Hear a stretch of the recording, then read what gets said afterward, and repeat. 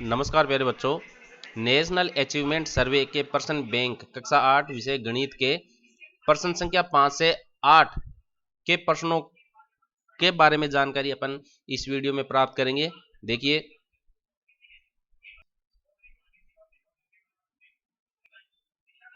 प्रश्न संख्या 1 से 4 तक के हलों को हम पूर्व के वीडियो में पहला इसका जो वीडियो है उसमें हम देख चुके हैं। अब देखिए प्रश्न संख्या 5। एक आयताकार पार्क की लंबाई 40 मीटर तथा चौड़ाई 20 मीटर है, तो पार्क का परिमाप क्या होगा। परिमाप से संबंधित क्वेश्चन अपने प्रश्न संख्या 3 में भी आया था, जो एक वर्ग का परिमाप था जिसकी लंबाई आपको 2x दी गई थी। तो हमने इसकी परिमाप की अवधारणा को समझा था कि कोई खेत होता है, किसान उसमें फसल लगाता है, तो उस फसल को पशुओं से सुरक्षा के लिए वो उसके चारों तरफ तारबंदी करता है या पोल लगाकर दीवार खींचकर जो भी तारबंदी करता है चारों तरफ, वो चारों तरफ की कुल दूरी परिमाप कहलाती है। तो यहाँ पर आयत के रूप में हम क्या देखेंगे, अगर यहाँ से हम तारबंदी शुरू करते हैं तो आयत की ये भुजा, ये भुजा, ये भुजा और ये भुजा, इन चारों भुजाओं का योग क्या होगा, इसका परिमाप होगा। आगे बढ़ने से पहले हमें यह भी जानकारी है कि जो आयत है उसकी चार भुजाओं की कुछ विशेषताएं होती है, जैसे इसके आमने सामने की भुजाएं बराबर होती है। ये जानकारियां हमें होना जरूरी है, क्योंकि प्रश्न में ये चीजें होती है। यदि आप किसी भी आकृति के बारे में संपूर्ण जानकारी, उसके विशेषताओं के बारे में अगर आप जानकारी रखते हैं तो प्रश्न को हल करना आपके लिए बहुत आसान हो जाता है। आमने सामने की जो भुजा होती है वह बराबर होती है, इसलिए देखो मैंने यहाँ पर जो दो लाइन खींची है वो इसके आमने सामने की भुजाओं पर खींची है, यानी कि ये दोनों बराबर है। और जो एक लाइन खींची है वो इसके आमने सामने की भुजा पर खींची है। एक लाइन का मतलब ये भुजा और ये भुजा की लंबाई बराबर है। अब लंबाई 40 मीटर दी गई है, तो लंबाई अपन इस रेखा को मानते हैं, ये आपको 40 मीटर दी गई है। मैं शॉर्ट में या मीटर लिख देता हूं, तो ये भी कितनी हो जाएगी, 40 मीटर। चौड़ाई आपको 20 मीटर दे रखी है, यानी कि ये देखो पहले से 20 मीटर लिख रखा है, तो ये भी कितनी हो जाएगी आपकी, 20 मीटर हो जाएगी। अब चारों भुजाओं का योग क्या होता है, परिमाप होता है, तो चारों को जोड़ दीजिए। 40 और 20 60, 60 और 40 100, 100 और 20 120 मीटर। तो 120 मीटर इसका परिमाप प्राप्त हो रहा है, जो कि प्रश्न संख्या ऑप्शन के 3 में आपको दिया गया है। इसका दूसरा तरीका यह भी है कि आयत के परिमाप को ज्ञात करने का एक सीधा सूत्र होता है। आयत का परिमाप वो अगर आप याद रखते हैं तो और भी अच्छी बात है, 2 गुणा लंबाई प्लस चौड़ाई। अभी जो हमने हल किया वो इसकी जो विशेषता होती है आयत के परिमाप की, उसके आधार पर हमने हल कर लिया। अब आप सूत्र में देखो, मान रखो सीधा 2 गुणा लंबाई, लंबाई आपको 40 मीटर दी गई है, प्लस चौड़ाई आपको 20 मीटर दी गई है। 4 2 6 60, 60 गुणा 2 का मतलब कितना हो गया, 6 दूनी 12, 120 मीटर। देखिए, क्योंकि इस अवधारणा से ही यह सूत्र निकल कर आया है।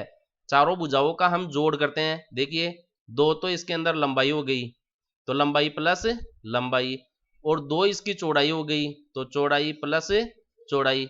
अब 2 लंबाई, एक लंबाई और 2 लंबाई जुड़कर कितनी लंबाई होगी, 2 लंबाई, और चौड़ाई जुड़ के कितनी चौड़ाई होगी, 2 चौड़ाई।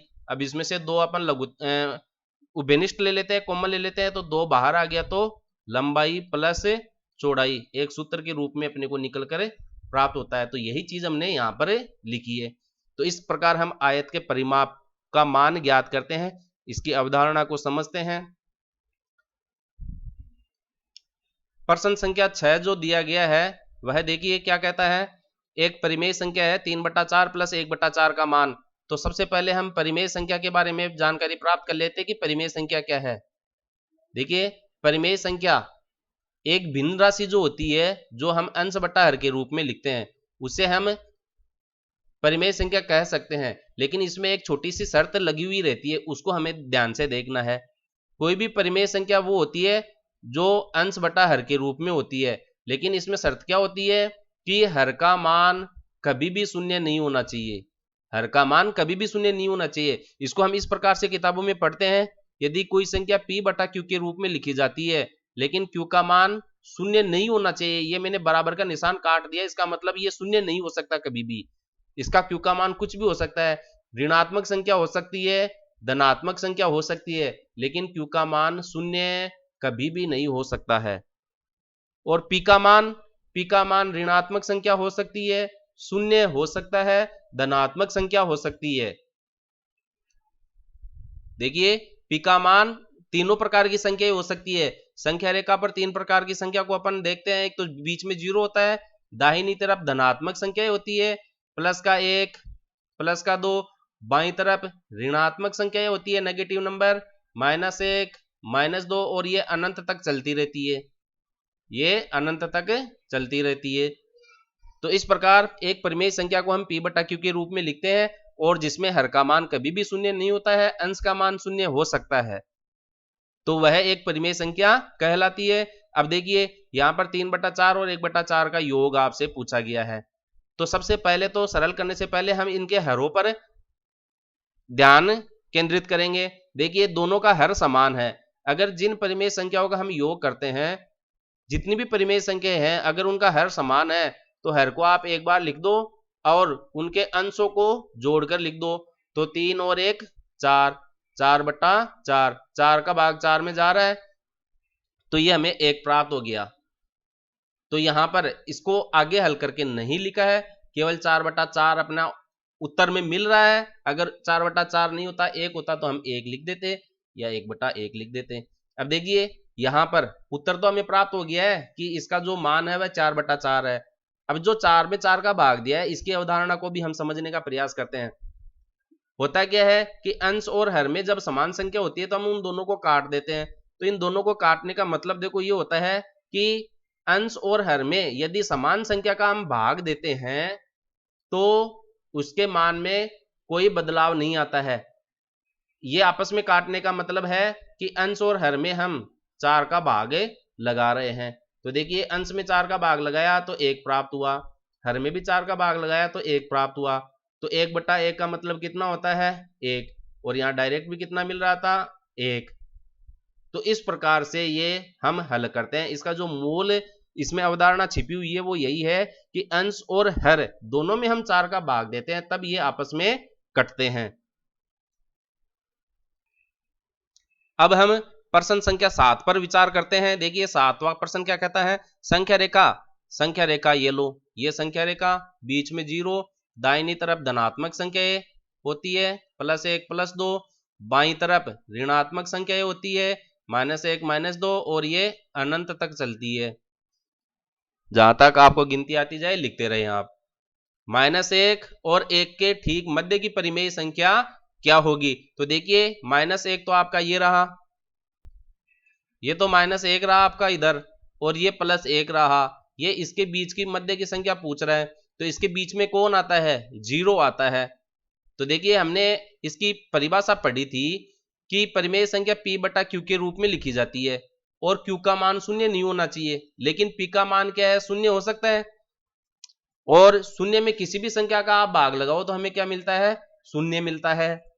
तो इस प्रकार हम क्या देखते हैं कि -1 और +1 के बीच में परिमेय संख्या कौन है, 0 है। तो यहां पर आप उत्तर देखिए, संख्या रेखा -1 और 1 के ठीक मध्य की परिमेय संख्या क्या है, 0। पहले ही ऑप्शन में दिया गया है 2, तो 2 तो देखो ये इसके क्षेत्र से बाहर आ गई, 1 ये इसकी सीमा पे ही है। हमें -1 और 1 के बीच में देखना है, न कि इसकी सीमा पर। और -1 ये भी इसकी सीमा पर आ गया है, ये -1। अब इसके बीच में कौन है, 0 ही तो आ रहा है, तो 0 इसका उत्तर होगा। अब ये कह रहा है प्रश्न संख्या 8 में छायांकित भाग का मान कितना है। प्यारे बच्चों, किसी भी छायांकित भाग आकृति का कोई छायांकित भाग हमें लिखना है, उसकी भिन्न लिखनी है, तो हम क्या करते हैं, कुल भाग कितने होते हैं, उस आकृति के हमने कुल भाग कितने किए हैं, कुल टुकड़े कितने हैं, वो तो हर में लिखते हैं। और लिया गया भाग जो होता है वह अंश में लिखते हैं, लिया गया भाग। तो हम छायांकित भाग की बात कर रहे हैं, तो छायांकित भाग यहाँ पर कितना है, इसका इस आकृति का 1 है, तो 1 को तो लिखेंगे हम अंश में। और इस आकृति के कितने टुकड़े किए अपन ने, 4 टुकड़े किए हैं, तो 4 को हम लिखेंगे हर में। तो ये हो गया 1/4। इस प्रकार से यह उचित भिन्न कहलाती है। अगले वीडियो में अगले हल को लेकर आएंगे। धन्यवाद।